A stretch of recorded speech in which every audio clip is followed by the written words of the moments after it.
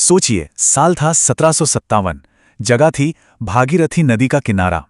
यहीं पर बस एक दिन में एक ऐसी लड़ाई लड़ी गई जिसने हिंदुस्तान की तकदीर हमेशा हमेशा के लिए बदल कर रख दी। जी हां, ये कहानी है प्लासी के उस मशहूर युद्ध की जिसने एक मामूली सी ट्रेडिंग कंपनी को हिंदुस्तान का शासक बना दिया। लेकिन मजे की बात यह है कि प्लासी की कहानी असल में कोई बहादुरी या सैन्य जीत की कहानी है ही नहीं। ये तो एक बहुत बड़े, बहुत गहरे षड्यंत्र की कहानी है। ये वो लड़ाई थी जिसका फैसला, आप यकीन नहीं करेंगे, एक भी गोली चलने से पहले ही हो चुका था। तो इस पूरी कहानी को समझने के लिए हमें थोड़ा पीछे चलना होगा, 18वीं सदी के बंगाल में। उस जमाने में बंगाल मुगल साम्राज्य का सबसे अमीर, सबसे उपजाऊ सूबा हुआ करता था।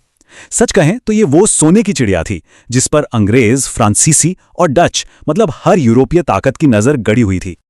बंगाल का कपड़ा, उसका रेशम, उसकी खेती, ये सब कुछ दुनिया भर में मशहूर था। इसने बंगाल को ग्लोबल ट्रेड का एक बहुत बड़ा सेंटर बना दिया था। और जाहिर सी बात है, ब्रिटिश ईस्ट इंडिया कंपनी किसी भी कीमत पर इस इलाके के पूरे व्यापार पर अपना कंट्रोल चाहती थी। दांव पर बहुत कुछ जो लगा था। और यहीं पर कहानी के दो मुख्य किरदारों की एंट्री होती है जो एक दूसरे से टकराने वाले थे। एक तरफ थे बंगाल के नौजवान और बेहद असर्टिव नवाब सिराज-उद-दौला। वो किसी भी कीमत पर विदेशी दखलंदाजी को रोकना चाहते थे। और दूसरी तरफ थी एम्बिशन से भरी हुई ब्रिटिश ईस्ट इंडिया कंपनी। अब इन दोनों के बीच टकराव तो होना ही था। वजह भी कई थीं। अंग्रेजों ने नवाब से पूछे बिना ही कोलकाता में फोर्ट विलियम के किलेबंदी शुरू कर दी थी। नवाब के दुश्मनों को अपने यहां पनाह दे रहे थे। और सबसे बढ़कर वो अपने ट्रेड परमिट यानी दस्तक का जमकर गलत इस्तेमाल कर रहे थे, जिससे बंगाल के खजाने को भारी नुकसान हो रहा था।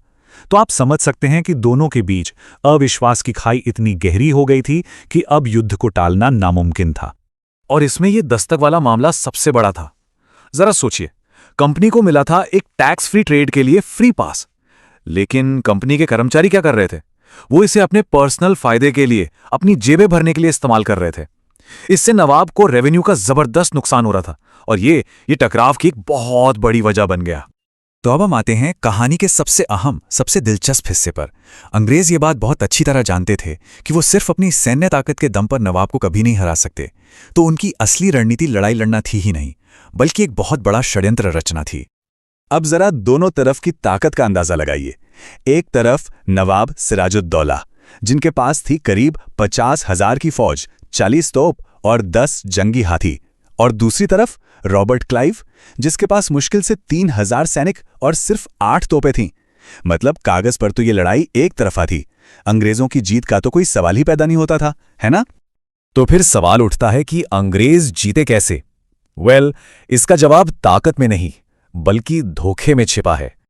रॉबर्ट क्लाइव की असली रणनीति थी नवाब के दरबार के अंदर ही फूट डालना। उसने नवाब के सेनापति मीर जाफर को बंगाल का अगला नवाब बनाने का लालच दिया। उस जमाने के सबसे अमीर बैंकर जगत सेठ को पैसों का फायदा दिखाया और राय दुर्लभ जैसे बड़े अधिकारियों को भी अपनी तरफ मिला लिया। नवाब असल में दुश्मनों से नहीं, अपने ही गद्दारों से घिर चुका था। और इस पूरे षड्यंत्र को पक्का करने के लिए क्लाइव ने धोखे का एक ऐसा दांव खेला जो इतिहास में दर्ज हो गया। उसने एक नहीं बल्कि 2 संधियां तैयार करवाईं, एक असली और एक नकली। वो नकली संधि ओमीचंद नाम के एक व्यापारी को धोखा देने के लिए थी, जो दोनों तरफ से अपना फायदा देख रहा था। ये क्लाइव की चालाकी और कह सकते हैं कि उसकी क्रूरता का एक परफेक्ट उदाहरण था। और फिर वो दिन आया, 23 जून 1757। प्लासी के आम के बाग में दोनों सेनाएं आमने सामने खड़ी थीं। पर जैसा कि मैंने कहा, यह एक ऐसी लड़ाई थी जिसे तलवारों से नहीं बल्कि विश्वासघात से जीता जाना था। उस दिन सब कुछ बिल्कुल साजिश के हिसाब से हुआ। पहले तो अचानक तेज बारिश हुई जिसने नवाब की सेना के बारूद को गीला कर दिया। फिर नवाब के सबसे वफादार सेनापति मीर मदान एक तोप के गोले से मारे गए। और सबसे बड़ा धोखा तो तब हुआ जब मीर जाफर और राय दुर्लभ ने अपनी सेना की बड़ी बड़ी टुकड़ियों को लड़ने का हुक्म ही नहीं दिया। जब नवाब ने देखा कि उसे हर तरफ से धोखा मिला है तो उसे मजबूरन युद्ध के मैदान से भागना पड़ा। इस तथाकथित लड़ाई के आंकड़े देखिए। नवाब की सेना के करीब 500 सैनिक मारे गए, जबकि अंग्रेजों की तरफ 30 से भी कम। ये नंबर्स खुद चीख चीख कर गवाही देते हैं कि प्लासी कोई महान युद्ध नहीं बल्कि एक ऐतिहासिक विश्वासघात था। और बस इस एक जीत ने ईस्ट इंडिया कंपनी की पूरी काया पलट कर दी। इसने व्यापारियों के हाथ से तराजू छीनकर तलवार थमा दी। प्लासी के युद्ध ने ही भारत में उस ब्रिटिश साम्राज्य की नींव रखी जो अगले 200 सालों तक हिंदुस्तान पर राज करने वाला था। लड़ाई के बाद का सीन भी बिल्कुल स्क्रिप्टेड था। सिराजुद्दौला को पकड़कर मार दिया गया और जैसा कि वादा किया गया था, मीर जाफर को बंगाल का नया नवाब बना दिया गया। लेकिन वो सिर्फ नाम का नवाब था, एक कठपुतली जिसकी असली डोर अंग्रेजों के हाथ में थी। और इस जीत के बाद जो आर्थिक लूट हुई वो तो और भी चौंकाने वाली थी। बंगाल के खजाने को बेरहमी से लूटा गया। इतिहास में इसे प्लासी प्लंडर कहा जाता है। सिर्फ रॉबर्ट क्लाइव की बात करें तो उसे अकेले को उस जमाने में 2,34,000 पाउंड मिले थे। जरा सोचिए, ये आज के हिसाब से करोड़ों नहीं अरबों की दौलत होगी। प्लासी के नतीजे बहुत दूर तक जाने वाले थे। पॉलिटिकली देखें तो कंपनी अब एक क्षेत्रीय शासक बन चुकी थी। इकोनॉमिकली यहीं से भारत से ब्रिटेन की ओर धन की निकासी या ड्रेन ऑफ वेल्थ का वो सिलसिला शुरू हुआ, जिससे मिली दौलत ने पूरे भारत में ब्रिटिश विस्तार को पैसा दिया। और स्ट्रैटेजिकली बंगाल से फ्रांसीसियों का पत्ता हमेशा के लिए साफ हो गया। प्लासी की जीत दरअसल एक शुरुआत थी, एक डोमिनो इफेक्ट की पहली कड़ी। 1757 में बंगाल पर कंट्रोल हुआ।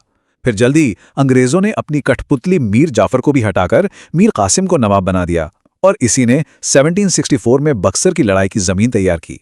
वो लड़ाई जिसने भारत में ब्रिटिश सत्ता पर पक्की मोहर लगा दी। प्लासी के युद्ध ने एक बात शीशे की तरह साफ कर दी थी कि हिंदुस्तान को ताकत से नहीं बल्कि फूट डालकर जीता जा सकता है। और ये एक ऐसा सबक था जिसका इस्तेमाल अंग्रेजों ने अगले 200 सालों तक भारत की किस्मत लिखने के लिए किया। लेकिन अब सवाल ये था कि इसके बाद क्या होने वाला था।